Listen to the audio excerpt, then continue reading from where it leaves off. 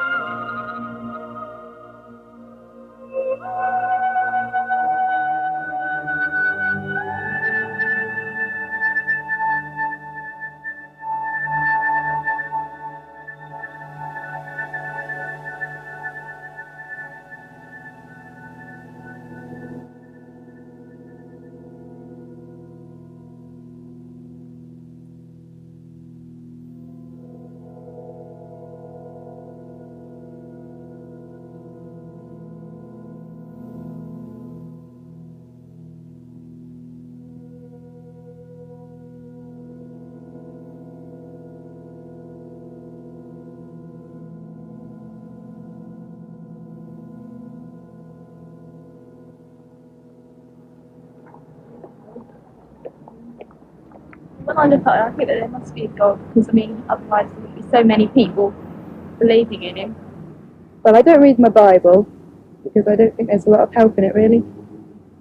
And I don't go to church unless I feel sad, in which case I do. God's with us everywhere. When I look at the sky, look at that sky going on to infinity, something far beyond me or any human being. Yes. A lot of gas, I think, up there at the moment. Apart from the gas, I think there. It says in the Bible that he knows all the stars by name. That speaks to me of God's great power and his great glory. And when I look at the small, intricate things of nature, it speaks to me of how God has taken care of even the smallest manifestations of creation.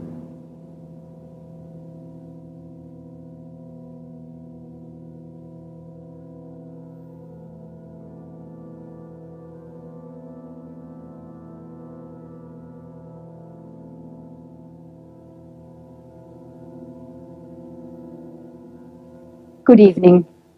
Well, are we small manifestations of God's creation, as the man on the film said, or purely products of chance, who for their own comfort have invented the idea of God?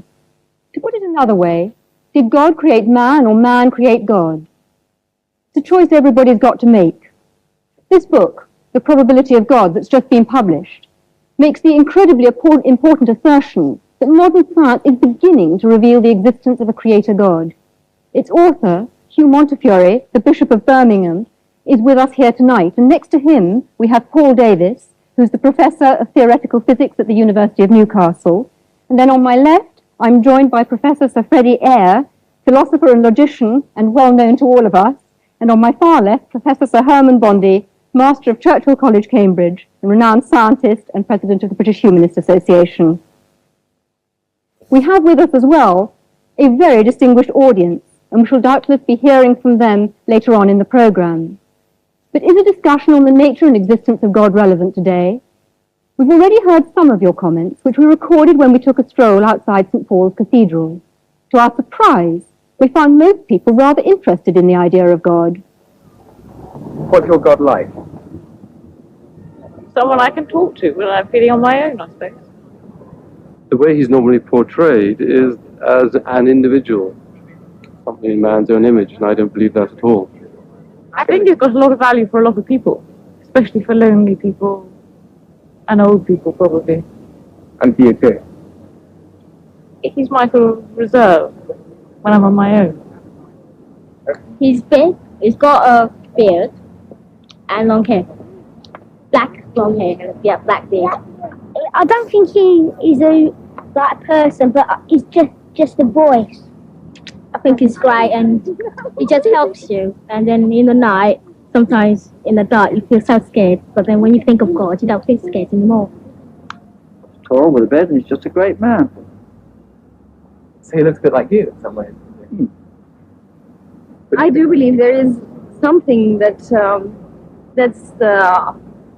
well, not exactly makes decisions for us, but knows more than we do. Do you believe in a God? No, only actually from the point of view that I do believe that there is a point beyond which people are unable to comprehend, and when that point is arrived at, then they encapsulate the whole thing in the concept of a God. When I look around at the suffering in this world, then I don't believe there's a God. If there was a God, it wouldn't cause the suffering that there is in this world. Then again, I think of Ethiopia with the Live Aid concert, and maybe there is. To get all people together to get money together for children, I think, yeah, there is. Got to be.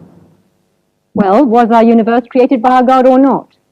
Hugh Montefiore's book says yes, and takes a fresh look at natural theology, which, as far as I understand it, is the argument that says that you can perceive the existence of God directly from the evidence of nature, and that, of course, includes scientific evidence. Hugh Montefiore, couldn't it be argued that you are, in fact, trespassing on other people's patch? Well, yes, you could argue anything, but I don't really see why we shouldn't reflect on what the scientists have said. I think people mix up science with the philosophy of science, that is, its meaning and interpretation. I really think anyone can have a go at that. I certainly have, and will continue to do so. I don't want to prove from the natural sciences that God exists. That I don't think can be done. But I do think we can now see that there's a high probability that this world is not a random occurrence. And that seems to me to say a very great deal. Right. Herman Bondi, what do you actually feel about that? Because do you feel in any sense it's a misuse of science? No, I wouldn't call it a misuse. And I was very much impressed by the book for its erudition and for its honesty. But I do think that the argument of this very good book leaves me stone cold. Not because I'm short of awe, not because I'm short of wonder. I feel our universe is wonderful and something to be awestruck by. What worries me is that this book will be taken by many people to prove Christianity, or at least to make it probable, or to prove or to make probable some other religion in which there is a revelation which makes people say, I know God's will. And that, to me, is a great source of evil. No, well, I must come back here and say that all that you can do from natural theology is show the hunger in men and women's hearts for God's personal self-disclosure, which I believe that he has given us. And although terrible things have been done in the name of religion, I will agree with you. I also think that the most wonderful things have been done. And I'm always interested if people like you only mention the terrible things. Not only. Right. Earlier on, Paul Davis, I described you as Hugh Montefiore's scientific champion, and presumably you've got a considerable amount of sympathy with Hugh. Would you like to explain that a bit further?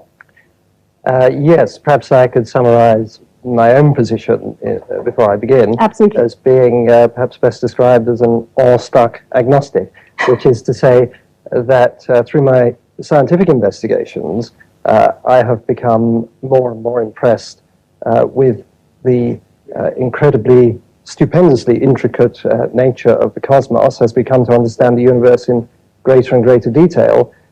So it seems more and more remarkable that things have been arranged such that, in its broadest sense, the universe is self-aware. That is, that it permits the existence of intelligent observers, such as ourselves.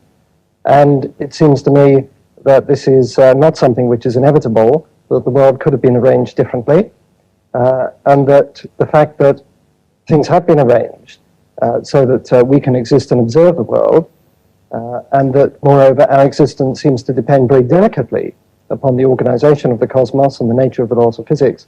The fact that that is so seems to me a puzzle, and a puzzle that deserves an explanation. In other words, I would like to know why the world is the way it is. I can't accept it as brute fact. I would like some sort of explanation. Right, steady air.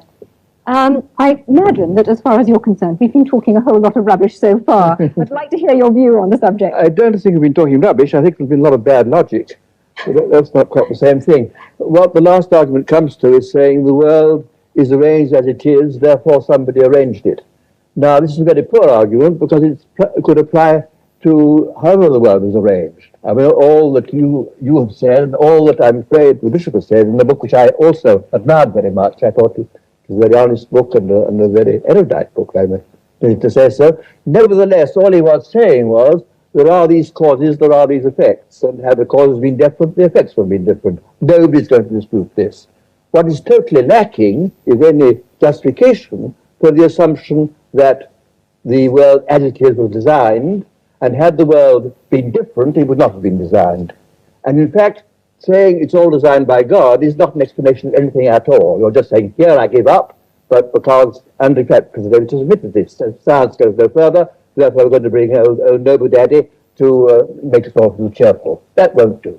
The reason why I'm interested in the natural sciences here is that so often you hear people saying the natural sciences have disproved God, or there's no reasonable basis for believing in God. I'm afraid Freddie is backing a loser here. I mean, it could just be a brute fact that human beings have evolved with their amazing capacities for relationship and for their experience of God is phony. It could just be true. It could be true that our intimations of morality have no ultimate sanction, that our experience of what is true and good and beautiful isn't a window into reality. But the simplest explanation of the lot, the simplest explanation in logic, is that there is a creator. Right. There are many other ways of looking for God other than science, and some might actually say better ways. And most of the world's religions believe that God takes steps to reveal himself and reveal the world to us. And I'd like very much to hear from Mahur Krishnamurti, who is a Hindu who is actually sitting in the audience here tonight. The Hinduism says very clearly, as far as the creation is concerned, it's not just God created the world and just left to itself.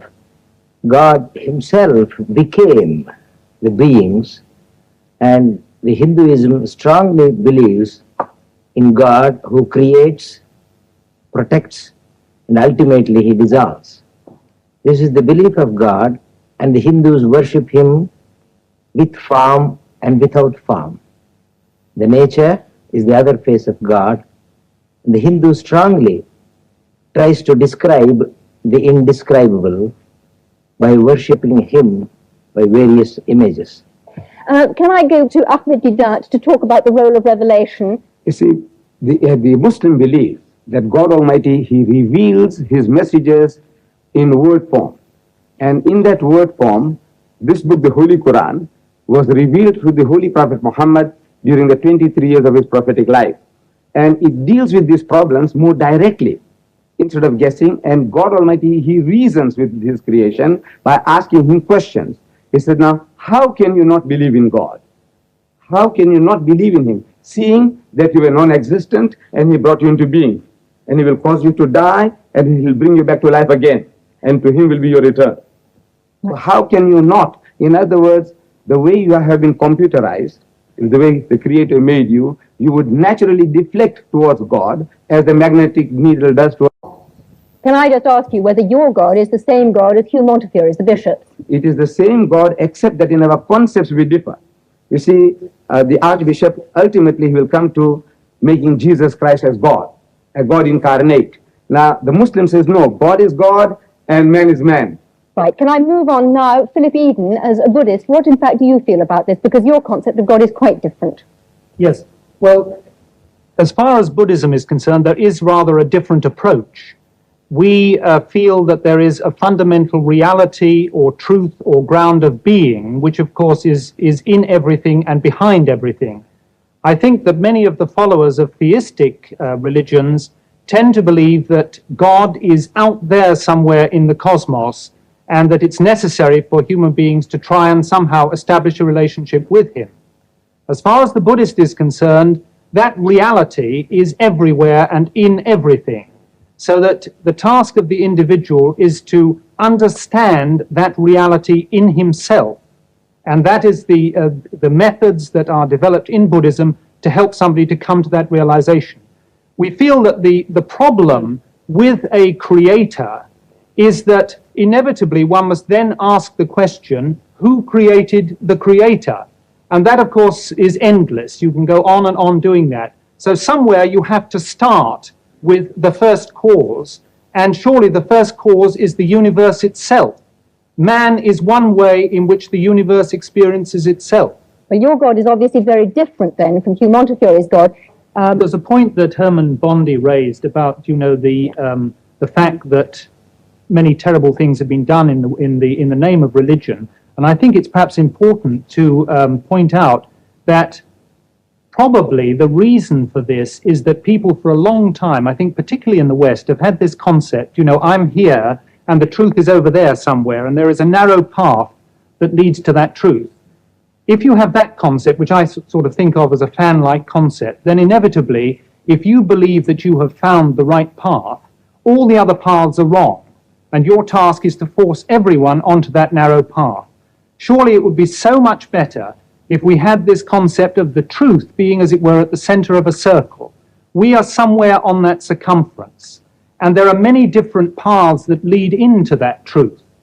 And the thing for us to realize, I think, is that the particular path that we choose is very much a personal thing, and it depends on many different factors. It probably depends on the person that we have met that may have explained that path to us, and various experiences we've had.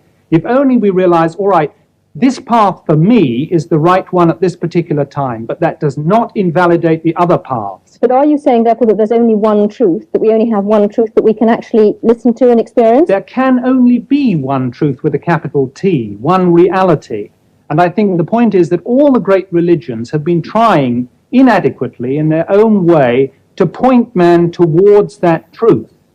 But for heaven's sake, don't let's have this idea that there is only this one wretched, narrow path, and that all the others are wrong. All right, can I move the discussion on and say that we've dealt to some extent with Revelation, but other people who are believers, and Hugh Montefiore has, if you like, supporters who don't only argue from design, would say that it's much more about experience and not about either design or revelation at all. Maybe you wouldn't. And the experience, not Hugh Montefiore, other people would. And the experience is God showing himself to us or us feeling him. And Eric Dell, you're an evangelist in the Church of England. Would you argue with that? I think I would a bit, yes. Because I do believe that you cannot prove God scientifically. Science can only deal with the material of this current universe. God is necessarily not of this universe. He's superior and outside of it. So consequently, you can't prove him scientifically or disprove him. But of course, you want to go much further than that. If there's a God who made me, I want to know who he is. I want to know what he's like. And of course, we Christians believe that he's actually done that, said it for us in the person of Christ. And we also believe that he's alive today and we can know him. So that's what we're here to say, and that anybody can actually say, go beyond just the evidence, whether it's for or against, and say, God, if you're really there, I want to know you because I'm prepared to know the truth, whatever it costs me. Right, Hugh Montefiore. I do actually think that religious experience is a very important pointer. And in my book, I say it's the convergence of, as I see it, science showing us we're not just random products, probably not just random products, and conscience and experience. I mean, why is it that between 30 and 60% of people, even in this secular country, lay claim to some form of religious experience? Pretty air. And one point I'm continually making is that the postulation of God explains nothing whatsoever, because it is consistent with anything that happens. And of course, it's consistent with people having religious experience, or not having it, or consistent with people who say consciousness is implanted. Equally well, you can say that sadism is implanted. Whatever is, but you've got to explain in some way that it would have been otherwise if there had not been a creator. And this is what is totally missing, any kind of rational argument. Right. I actually wanted to bring up just something of the evidence that is within human experience of just the sheer business of significance. When I say to my wife, I love you, I mean something. I do not mean I, an accidental conglomeration of molecules from some antediluvian swamp, happen to feel a totally accidental attraction towards you, another totally accidental conglomeration, etc. I mean I love you. And if you say to me, but you're just an accident happening to another accident, something inside me says, that's not right. Now, that's not good scientific evidence, but it's human evidence. And I don't honestly think you can ignore it. It's part of humanity. And in the end, what it means is, I mean something because there is a meaning, and there's a meaner. I must protest against the previous speaker's grotesque misuse of the word accident. I have a wife too, and I love her very much. When I say that I love her, I don't think accident. I don't believe that she came into the world uncaused any more than that I did, or my love doesn't have a cause as much of a cause. This levity in using these words shocks me. But Freddie, you do think that both you and your wife are the product of an ultimately meaningless process, don't you? If you mean that I don't think that our existence was planned by some supernatural being, yes. No, but meaningless. I do not accept the word meaningless. I do not think that my love for her is meaningless. I think my love for her has a very great deal of meaning. It's very intense. Has meaning for you, and for her. Ultimate meaning. I don't know what ultimate meaning means here. I'm going to move on because, in fact, we've gone slightly off part of our subject and we haven't looked at other ways of experiencing God. Many people say that there is a different way, a much quieter way of experiencing God. Can we ask Mr. Motif Hayden? I mean, I've listened with great interest to the arguments, and I couldn't help looking back over my own life. I mean, I found myself a Catholic, born in Catholic Ireland. I thought there was nothing else in the world. And my journey has been about finding out all the different aspects of the truth. And I went through all the phases of trying to prove the existence of God, from arguments and learning about the first cause, uncaused, and it left me as cold as ice. It just didn't do anything for me as a person. And I think in these last years, it has been much more about looking for God within the design of my life, actually seeing design in my life, how somehow I am being led. I mean, even the fact that I join an order which is dedicated to searching for truth is not, to me, an accident. And I hear all the different truths, and I'm really excited about what's happening in science. Because I can see that really is, there's a convergence of truth.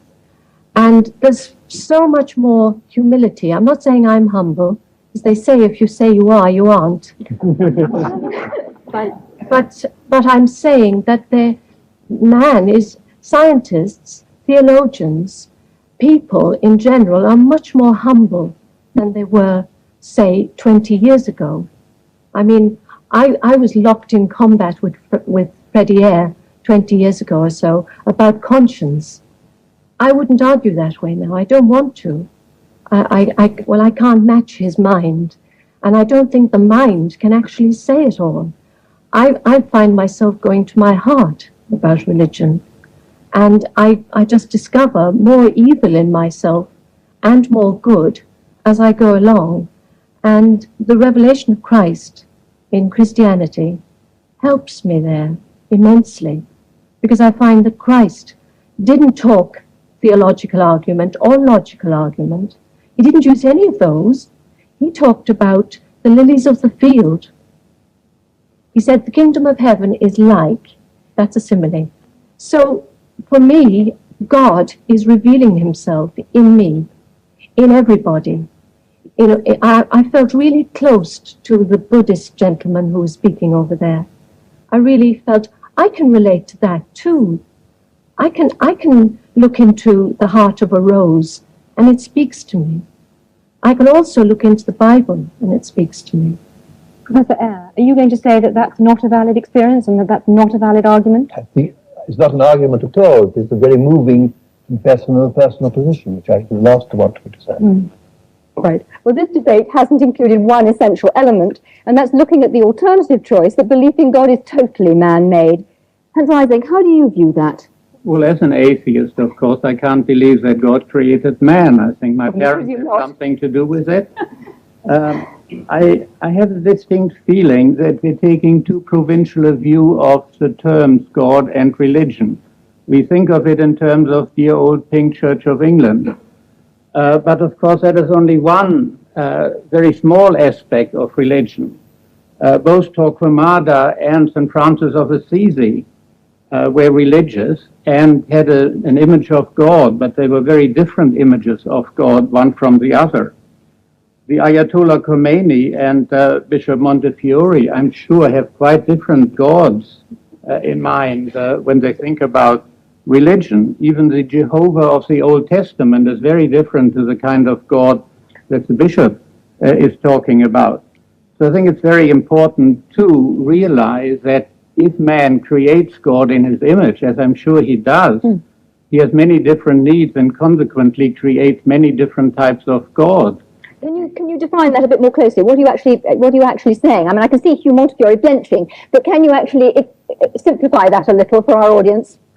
Well, if your personality is warlike, wants to proselytize, is aggressive and so on, then you go for the kind of God that the Quran portrays, which wants to proselytize the world and is warlike and so on. If you are peace-loving, you want to have an assurance of a future life and so on, and happiness, then perhaps you adopt the kind of God portrayed by the Church of England. Would you agree with that? I don't, ma'am. You see, I don't think that our brother has read the Quran. You see, there are 99 attributes of God, and out of that, this one that you are talking about is non-existent in this book. Can I ask you a question? Are you saying then that the Muslim God is actually a peace-loving God who wants peace in the world? Yes, yes. And he tells us that if somebody wars against you, you have a right to fight back, unlike turning the other cheek. What about the concept of the holy war, the jihad? Yes, that is a struggle for righteousness. For example, Britain, when she was under attack by Hitler, what you did was jihad. And we take our hat to you, to Winston Churchill, for, putting the spirit into your people. Now that is what is a defensive war. And we had to retaliate. Because if you didn't, if you just sat back, keeping Hitler at bay, it wouldn't have served the purpose. You have to attack. And in the state of nature, everyone has a right to do that. So Islam allows us to defend ourselves and to extend our hostilities to a reasonable amount of satisfaction and retaliation. All right, can I come back to Hans Eysenck, and perhaps you'd like to develop it a little further, because we've actually heard an exchange between the two of you, but would you like to come out on a little bit further about perhaps other religions and not only about Islam?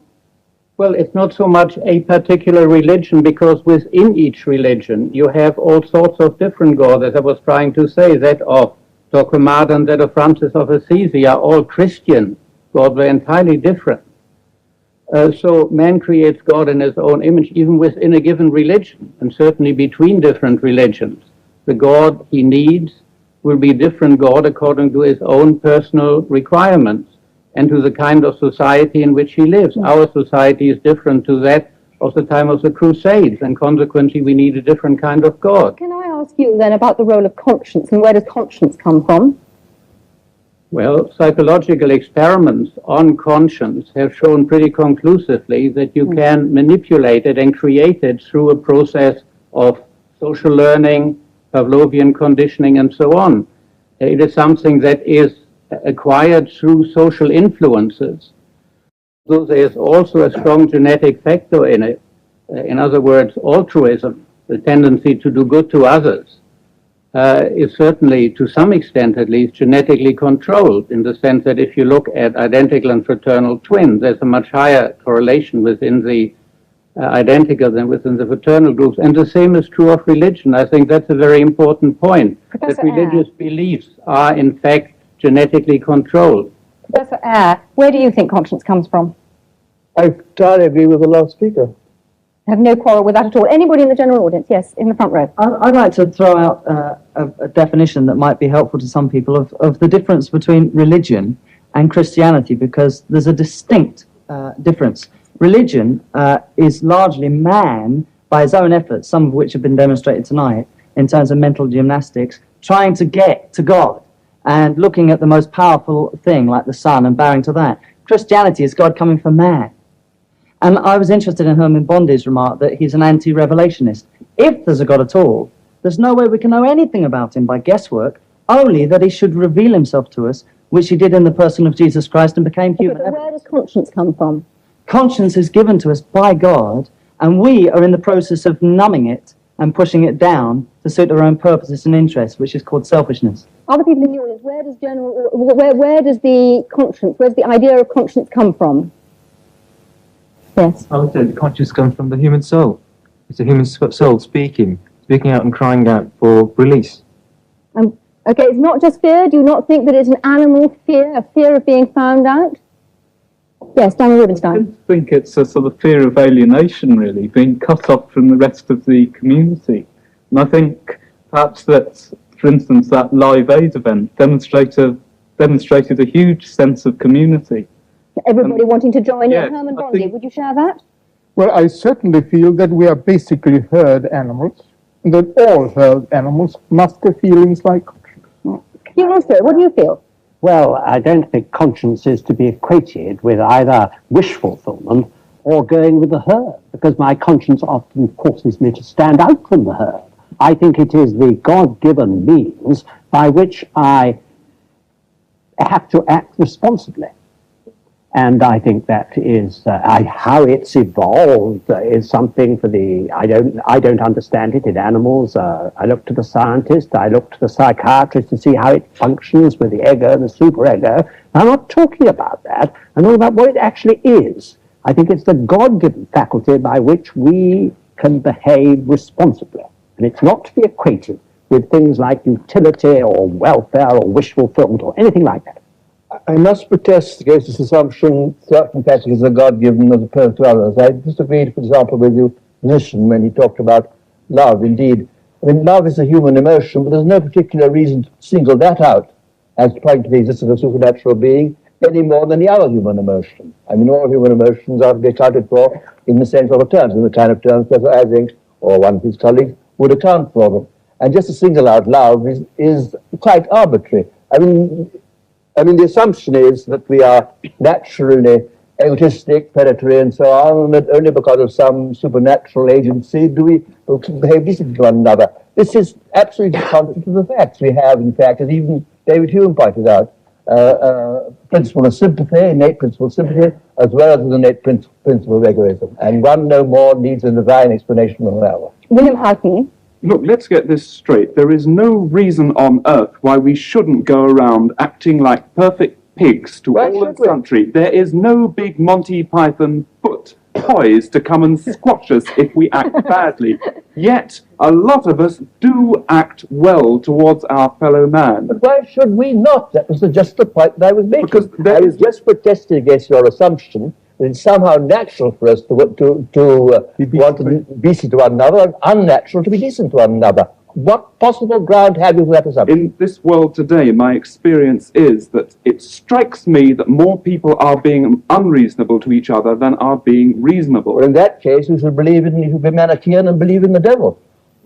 If you're taking your deity as accounting for human attitudes, that's the way you should go. Totally illogical. Professor Eyre, all other species are selfish, basically, aren't they? No. By no means. By no means.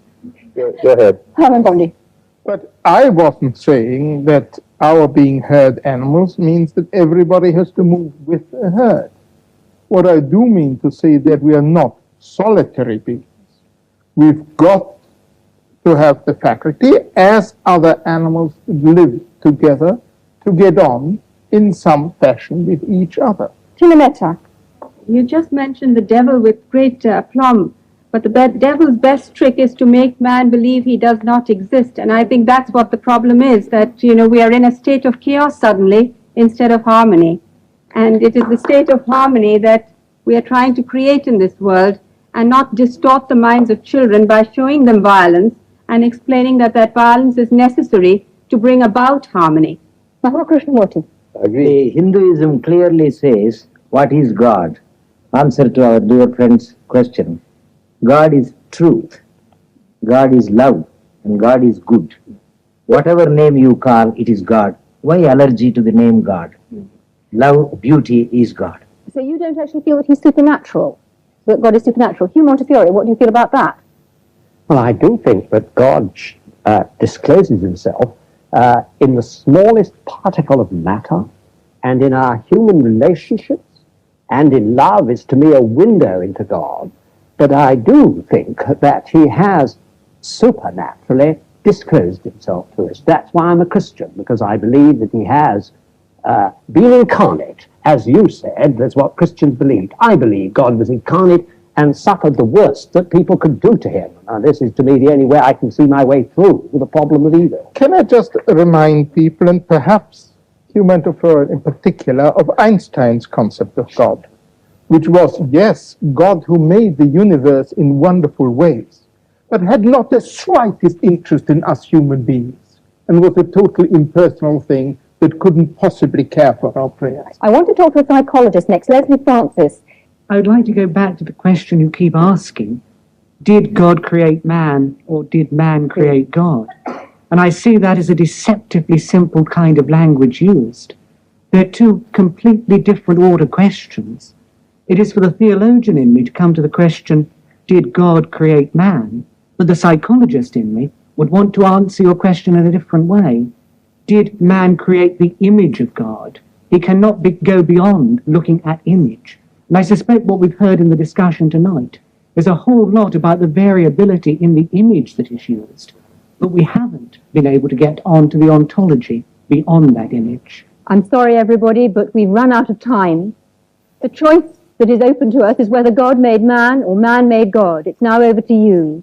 All that remains for me to do is to thank the audience for their contributions and, of course, the panel. I'm sorry we didn't have time to say any more, and from me, good night.